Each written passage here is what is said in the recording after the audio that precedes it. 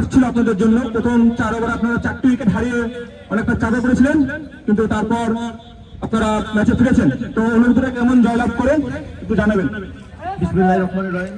সর্বপ্রথম ধন্যবাদ জানাতে রব্বুল আলামিন আল্লাহকে, যিনি আমাদের এই জায়গায় খেলার তৌফিক দান করেছেন।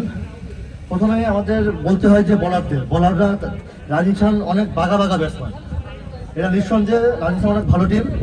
তাদেরকে যে আমরা এত কম রানে আটকায় দিতে পারছি, একেবারে কম রান না, তারপরেও জিতার জন্য আসলে দেখলেন তো কি কঠিনভাবে জিততে হলো। তারপরেও অনেক ভালো ব্যাট করছে তারা, আমাদের বলাররা প্রশংসা পাওয়ার দাবিদার। এবং ব্যাটিংয়ে আমাদের শান্ত যদি থাকতো ইনশাল্লাহ আরও আগে আমরা জিততে পারতাম। শান্ত হওয়ার পরে সম্রাট যে খেলাটা দিছে, মানে থ্যাংক গড, থ্যাংক সম্রাট জন্য তালি হবে।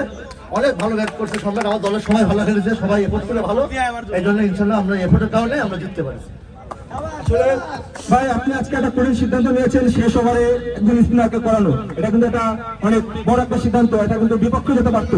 এত বড় সিদ্ধান্তটা নিলেন কিভাবে? আমরা প্রথমে একটু প্রথম দিকে একটু ভয় পাইছিলাম যে প্রথম ওভারটা সম্রাটে অনেক খারাপ গেছিল। তারপরে আমরা সবাই প্লেয়ারদের ডিসিশনে আমাদের যে সাব্বির ভাই ছিল এবং আদার যারা প্লেয়ার ছিল তারা সাহস দিল যে ভাই সম্রাট, এবং সম্রাটের কনফিডেন্স ছিল যে ভাই আমি এবারটা ভালো করবো। যার কারণে আমার প্লেয়ারের যখন কনফিডেন্স আছে, অ্যাজ হিসেবে ক্যাপ্টেন হিসেবে আমি সেই জন্য তার বলটা তার দায়িত্বে উঠাই দিয়েছি এবং সে অনেক ভালো বল করছে এবং ডিসিশনটা কিন্তু আপনার পক্ষে গেছে। আচ্ছা, আমাদের এই যে আয়োজনটা, যে যশোর সিটি বয়েজ অর্গানাইজেশন এত কষ্ট করে যে আয়োজনটা করেছে, আয়োজনটা আপনাদের কাছে কেমন লাগছে?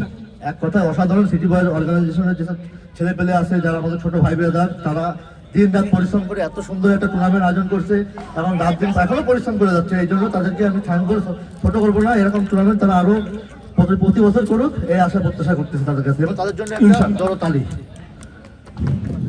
আমরা অভিনন্দন জানাচ্ছি এবং এর সাথে আমরা পরের ম্যাচের ঘোষণা দেব। কিন্তু আমরা এখন দেখে নিচ্ছি আমাদের ম্যান অফ দ্য ম্যাচ সম্রাট ভাইকে।